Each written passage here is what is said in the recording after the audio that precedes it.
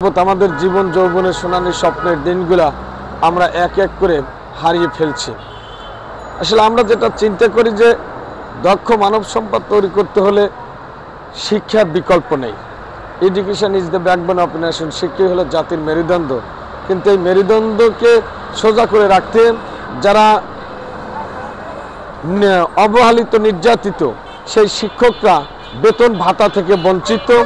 একই রাষ্ট্রের মধ্যে সরকার বিভিন্নভাবে সরকারের যে কার্যক্রম আছে সেখানে অনেকেই চাকরি করতেছে। যে প্রতিষ্ঠানগুলো এমপিওভুক্ত পায় তারা কি যে পাঠদান করতেছে আমাদের বেতন ভাতা নেই। আমরা সরকারের সেই সিলেবাস সেই নীতি সেই অনুযায়ী আমরা শিক্ষা বিস্তার করতেছি এবং এই দক্ষ মানব সম্পদ করতে মফস্বল এলাকাগুলো যেখানে তারা তাদের ছেলে মেয়েকে যথাযথ মর্যাদা লালন পালন করতে পারে না, সেই ঝরে পড়া শিক্ষার্থীকে আমরা আমাদের সেবা দিয়ে চোম দিয়ে এবং শিক্ষা বিলি করে যাচ্ছি।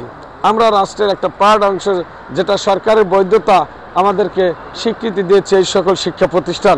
তো সরকার যদি আমাদের সেই বেতন ভাতা থেকে বঞ্চিত করে বেতন ভাতা না দেয় তাহলে স্বীকৃতি দেওয়ার কি দরকার নাই, সেগুলো বন্ধ করে দেয়। আমাদের দাবি তো আমরা তো বলছি যে বিগত দীর্ঘদিন ধরেই আমরা এই আন্দোলন সংগ্রাম করে আসছি, কোনো সরকারই আমাদের সেই সুবিবেচনায় নেয়নি।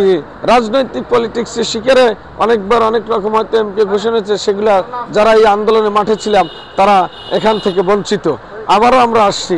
তো আমাদের কথা একটাই, আমরা কাজের বিনিময়ে কি খাদ্য চাই, আর এই খাদ্যটা আমাদের এমপিওটা দিলেই আমাদের এই নন এমপি শিক্ষকরা নন শব্দ থেকে মুক্ত হয়ে এমপি নিয়ে আমরা বাড়ি ফিরতে পারবো।